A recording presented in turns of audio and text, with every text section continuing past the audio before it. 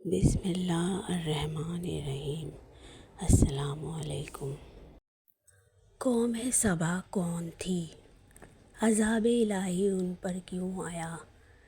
ایک ایسی قوم جس کی خوشحالی کی مثالیں دی جاتی تھیں۔ سبا کیا تھا؟ سبا عرب کا ایک قبیلہ ہے۔ سبا ایک مرد کا نام تھا جس کی وجہ سے اس کی قوم سبا کہلائی۔ اس قوم کی خاص بات یہ تھی کہ اللہ نے یہاں کی آب و ہوا اور زمین کو اتنا صاف رکھا تھا کہ وہاں مکھی، مچھر، کھٹمل، بچھو، کوئی بھی گندگی نہ تھی۔ بہت ہی زبردست ماحول تھا۔ وہاں کا موسم ایسا تھا کہ نہ زیادہ گرمی ہوتی نہ زیادہ سردی ہوتی۔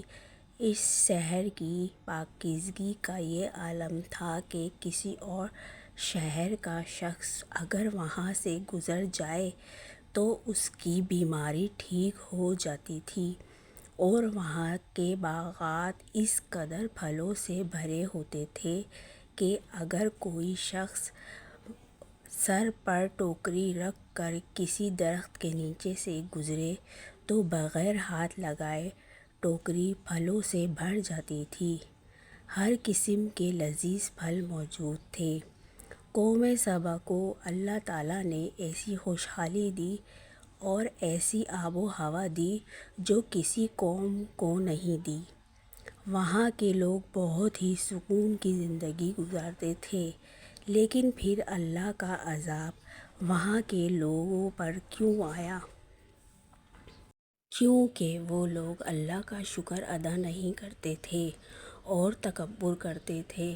اللہ تعالیٰ نے ان کی ہدایت کے لیے 13 نبیوں کو بھیجا۔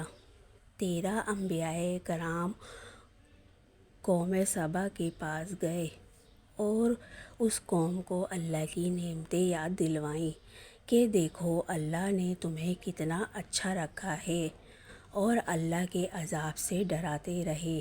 لیکن ان مغرور لوگوں نے اللہ کے نبیوں کو جھٹلایا اور ان کی بات نہیں مانی اور شکر گزار نہ بنے۔ اس قوم کا ایک سردار تھا جو بڑا مغرور تھا۔ اس کا ایک بیٹا تھا۔ جب اس کے بیٹے کا انتقال ہوا تو اس نے آسمان کی طرف تھوکا، اس نے کفر کا اعلان کیا اور لوگوں کو کفر کی دعوت دینے لگا، اور اللہ کے نبیوں سے کہتا، جاؤ اپنے اللہ سے کہو ہم سے یہ نعمتیں چھین لے۔ وہ یہ سمجھتا تھا کہ یہ سب ہمارا ہے، اللہ کا نہیں ہے۔ جب اس قوم کی نافرمانی بہت بڑھ گئی تو اللہ نے اس قوم پر سیلاب کا ایک عذاب بھیجا۔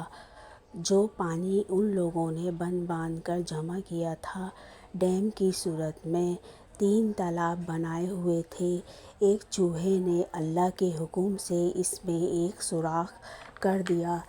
سوراخ تو چھوٹا سا تھا لیکن پانی کی شدت کی وجہ سے بہت بڑا ہو گیا، اور اس بند کی دیوار ٹوٹ گئی اور بہت ہی تیزی کے ساتھ خطرناک سیلاب آ گیا ریلی کی صورت میں۔ سب کچھ بہا لے گیا، ہر طرف بربادی، ہر چیز ختم ہو گئی، ویرانی چھا گئی، سب کی مال و دولت غرق ہو گئی، باغات سب غرق ہو گئے، یہ قوم تباہ و برباد ہو گئی۔ پہلے اس قوم کی مثال خوشحالی کے ساتھ دی جاتی تھی، اب یہ قوم رہتی دنیا کے لیے بربادی کی مثال بن گئی۔ پھر یہ ہوا کہ جہاں عمدہ پھلوں کے درخت پھلوں سے لدے ہوئے ہوتے تھے، وہاں وہ باغات سوکھے جنگل میں تبدیل ہو گئے۔ یہ قوم عمدہ اور لذیذ پھلوں کو ترس گئی۔ تو پیارے دوستو، ہمیں بھی چاہیے کہ اللہ کی دی گئی نعمتوں کا شکر ادا کریں، ورنہ ہمیں بھی ایسے ہی عذاب کا سامنا کرنا پڑ سکتا ہے۔ اللہ پاک ہمیں اپنی حفاظت میں رکھے، آمین۔